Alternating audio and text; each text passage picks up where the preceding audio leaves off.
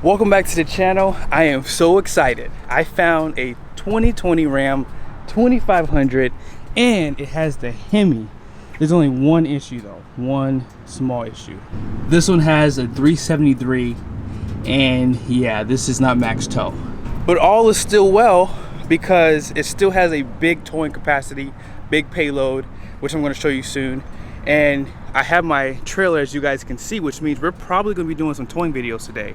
Let's go ahead and get into the video, but watch this really quickly. Be sure to subscribe to JB Reviews and make sure you have those bell notifications on. And be sure to check out my other channel, Attainable Exotic Cars. Now let's get back to the video. I don't know if you guys can tell, but this truck is leveled.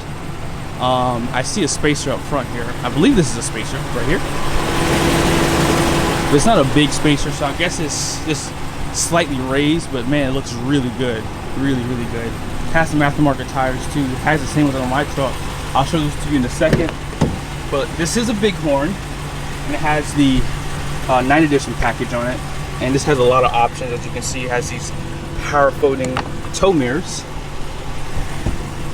And yeah, this truck brand new was around $57,000. And that's basically what it costs used with 25,000 miles on it. Now, as far as your towing features, you do have tow haul mode. And that's pretty much it. I mean, you can limit which gear you go into. This does have an 8-speed transmission. And that's pretty much it. As far as your backup camera goes, a lot of people don't like this dial. You can get a 360 camera on this, but they did not option it. That's probably the only big option they did not get. You can zoom into your coupler, so that way you can get that hitch right under there. But let's go ahead and install the hitch now. And while I'm back there, I'll just show you all of your hardware. Now this is going to be a class 5 receiving hitch, so it's going to have a 2.5-inch opening. They do give you a 4 and a 7-pin connector. We're going to be using this one today. I have my Anderson hitch. This is going to be a 2 5/16 ball. Now Ram does typically give you a prep package as an option for your Ram trucks for HDs. So it would give you a plug on the side here, a 7-pin and a 4-pin, or you could get the camera system, which would give you the inputs for that also. Let's take a look at the numbers really quickly. This is going to have a 5,500 pound gross ax weight rating up front. The rear is going to be 6,390 pounds. GVWR is going to be 10,000 pounds. All in payload capacity with all the options that this truck has. You have a decent 2,943 pounds available for this 3/4 ton Ram. All right, let's go ahead and back her up. Let's see. All right, we're getting closer. Oh man, I'm off a little bit. Hold on. All I gotta do is just turn to the right, like that, like just like that. Here we go. That should get it done for us. All right. All right, so we're gonna go ahead and measure.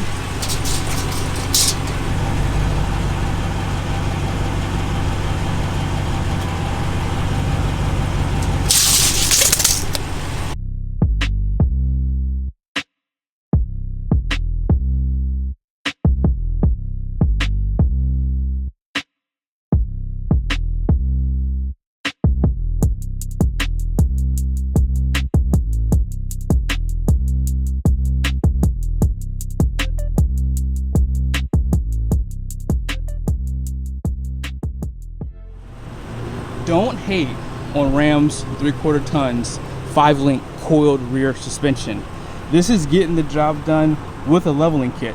It's actually riding pretty level. I'm really surprised. Like, they had to have done some more enhancements. I got to look under the back of this truck. There might be some airbags I just forgot to mention or something. But man, check this out. This thing looks so good. Man, I kind of want one now. Nope, this is coiled. Yeah, this coiled suspension. And he didn't add any aftermarket airbags on it. But yeah, man, this truck looks so good.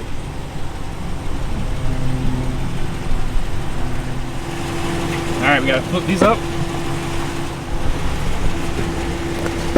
There it is. Wow. I may have to level my truck, guys. It's not squatting as bad as I thought it would. All right.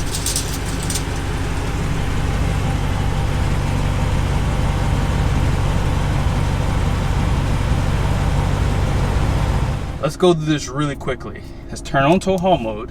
When you hook up to your 7-pin, it does turn off your rear parking sensors for you. And you have to hit settings next. We're gonna have to find the trailering or the trailer brake.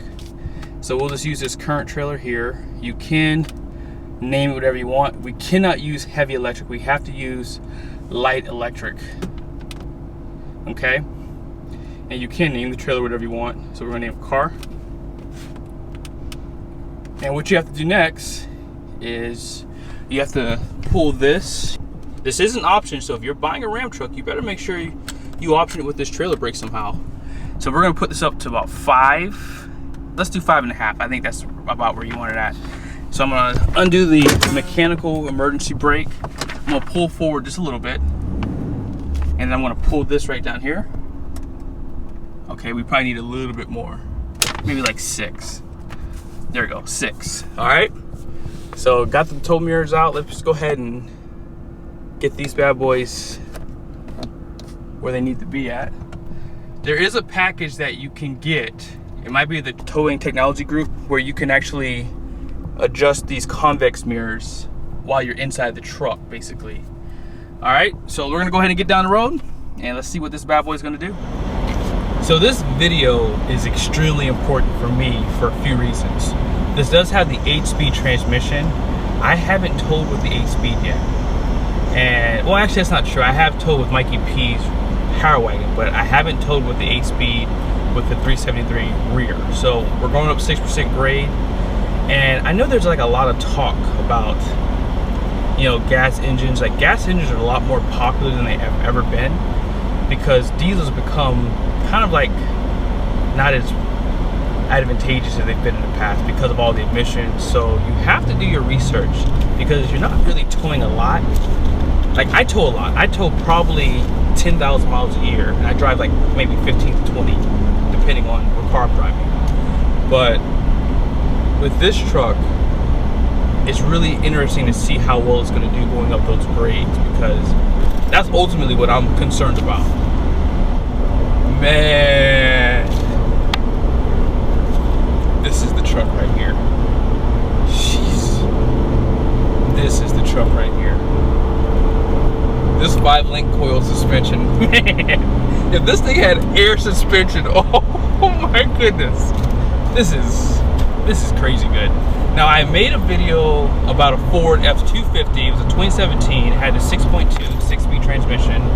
And for some reason it was swaying a lot. Now, I was going about 70 just now, and I didn't witness that now. Let me get up to 70 again. I can't wait to show you guys the acceleration. I am, wow. All right, I'm at 70 right now. I got it on cruise control. 5-link coil suspension for the win. This is it right here, guys. You can hate all you want. This is getting the job done. Like I have no sway. I mean, I should have done that, but yeah. But there's no sway. I'm going 70. I'm going up a little bit of a grade now, but perfect. We're about to hit the 6% in a little bit. I might be getting the gas engine next. This is not bad. They just gotta find a way. Give us like a hybrid system to kind of offset the fuel that we're gonna pay for having a gas. We're gonna, oh yeah, I gotta reset that too at some point on this trip. But yeah, this has a 373, so it's going to give us better MPG over acceleration. So I'm excited to see how this is gonna pan out. At some point, I'll do a video with Mikey P's Power Wagon doing the same test. And we'll see if that 410 makes a difference, all right? All right, so we're about to hit the 6% grade. We're gonna start now.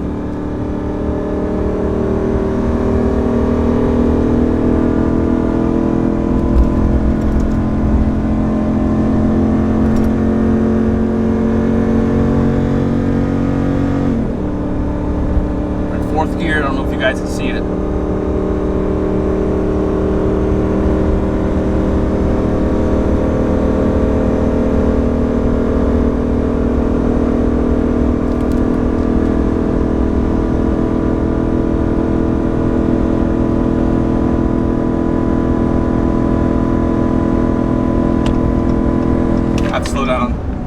Ah, I can't believe these cars are going so slow.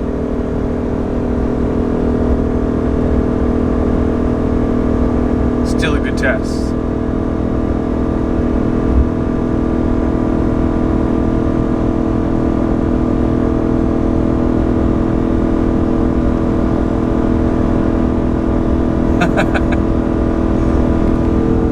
I'm like almost at the top here. Come on, baby.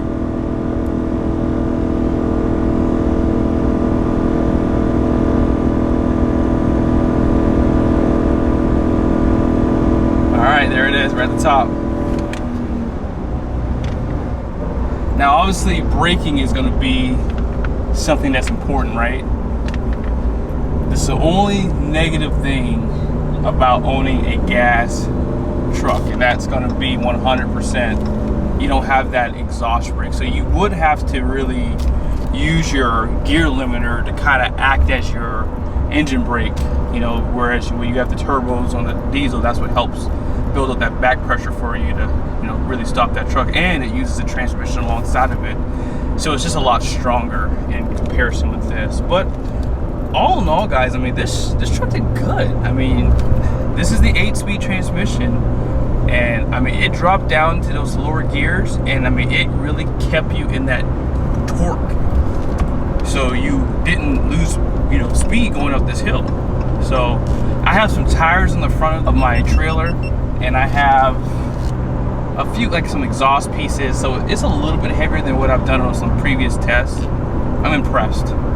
I am really impressed. Like, I just hope that we can figure out a way to really bring it home with the gas engine, guys. This is probably the future again, until electric becomes the future indefinitely. Now let's talk about this control that I'm experiencing on the drive. One of the factors is these tires. These are aftermarket Nitto Ridge Grapplers. They're LT 295 60/20. I'm surprised he didn't go with a 65 because he leveled the truck. And I'm not sure, I don't think he added spacers, but I mean, if you level the truck, I believe that it does allow for more turning radius to clear for these big, taller tires. So he could have went with a 35 tire, basically. The capacities for these tires are right here. 3,750 pounds for single, and then if you want it for a dually, 3,415 pounds. And these are 11.5 wide tire, and they are 10 ply too, so these are what you want when you're towing. All right, we're at the midpoint.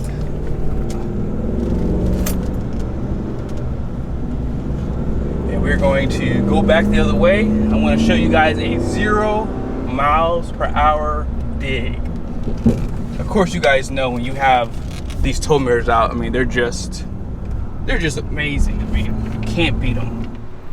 Check out your 6.4 liter HEMI. I am so used to seeing a Cummins on here that this engine looks small in comparison. But this is going to have 410 horsepower, 429 pound-feet of torque. And as I mentioned, it's made it to that 8-speed, 8 HP 75. And this has the 373 axle, as I mentioned earlier. All right, here we go. Here we go. Oh man, there's some cars coming. All right, here we go.